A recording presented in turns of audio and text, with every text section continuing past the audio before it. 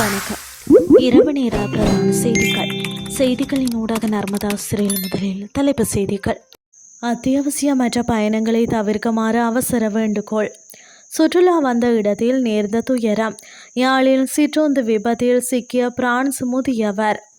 வடக்கு இஸ்ரேலை குறிவைத்து ஈரான் பாரிய தாக்குதல். இனி விரிவான செய்திகள்.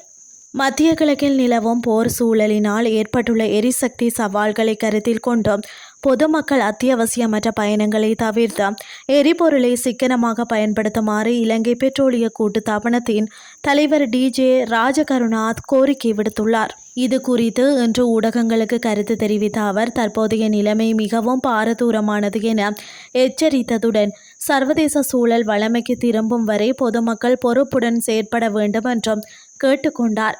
தற்போதைய சூழல் சாதாரணமான ஒன்றல்ல, இது மிகவும் இக்கட்டான ஒரு நிலை. எனவே பயணங்களை குறைத்து அத்தியாவசியமான தேவைக்கு மாத்திரம் எரிபொருளை கொள்வனவு செய்வதன் மூலம் இந்த நெருக்கடியை நிர்வகிக்க பொதுமக்கள் ஒத்துழைக்க வேண்டும்.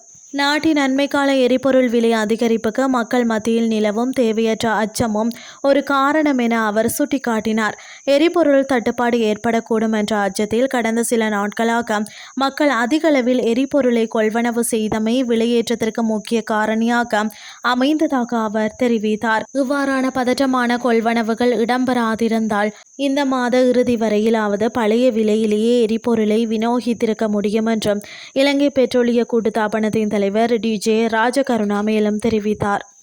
யாழ்ப்பாணம் மண்கொம்பான் பகுதியில் இன்று இடம்பெற்ற சிற்றுந்து மற்றும் முச்சக்கர வண்டி மோதிய விபத்தில் பிரான்ஸ் நாட்டு சுற்றுலா பயணிகள் 2 உள்ளிட்ட 5 படுகாயமடைந்த நிலையில் யாழ்ப்போதனா மருத்துவமனையில் அனுமதிக்கப்பட்டுள்ளனர்.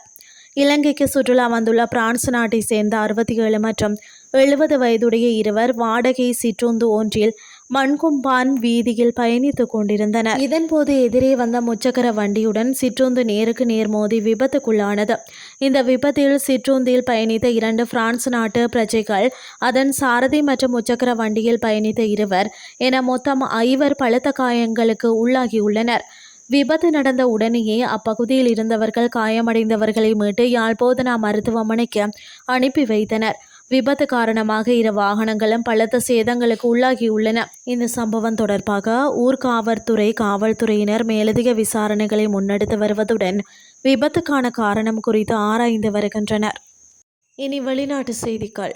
வடக்கு இஸ்ரேலை குறிவைத்து 1 மணி நேரத்திற்குள் 3 தொடர்ச்சியான ஏவுகணை அலைகளை ஈரான் தொடர்ந்துள்ளதாக அந்நாட்டு ஊடகங்கள் செய்தி வெளியிட்டுள்ளன. குறிப்பாக வடக்கு இஸ்ரேலின் கலீலி பகுதியில் உள்ள ஒரு கிராமத்தை ஈரானிய ஏவுகணை தாக்கியதில் 59 பேர் காயமடைந்துள்ளதாக தெரிவிக்கப்படுகிறது. இது தொடர்பில் வெளியான அறிக்கையின்படி வெள்ளிக்கிழமை அதிகாலை 1 மணி நேரத்திற்குள் வடக்கு இஸ்ரேலை குறிவைத்து நடத்தப்பட்ட ஈரானிய குண்டுவீச்சின் 3வது அலையின் ஒரு பகுதியாக இந்த தாக்குதல் நடத்தப்பட்டது. மற்றொரு சம்பவத்தில் கைபா நகரின் கிரியாட் டிவோன் பகுதியில் உள்ள ஒரு கட்டிடம் தாக்குதலால் சேதமடைந்ததாகவும் யாருக்கும் காயம் ஏற்படவில்லை என்றும் கூறப்படுகிறது.